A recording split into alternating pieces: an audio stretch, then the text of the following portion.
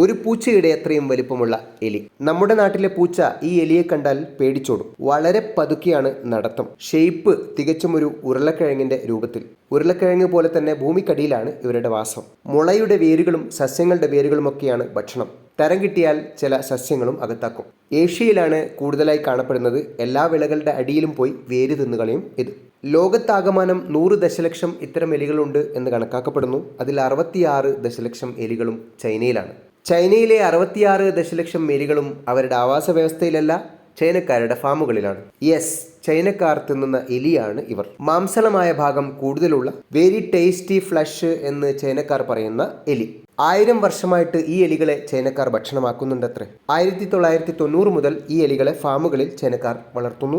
ധാരാളമായി ചൈനക്കാർ വാങ്ങിക്കൊണ്ടുപോകുകയും അവയെ ഭക്ഷിക്കുകയും ചെയ്യുന്നു. 2020 മുതൽ ഇവരുടെ വിപണനം താൽക്കാലികമായി നിർത്തിവെച്ചിരുന്നു. അതിന് കാരണം കൊറോണ വാഹകർ ആണ് ഇവർ എന്ന സംശയത്തിലായിരുന്നു. പിന്നീട് വീണ്ടും വിപണനം ആരംഭിച്ചു. കഴിഞ്ഞ 1000 വർഷമായിട്ട് ഭക്ഷ്യയോഗ്യമായ ഒരു ജീവിയെ അത്ര പെട്ടെന്ന് ചൈനക്കാർ ഒഴിവാക്കുകയില്ലല്ലോ.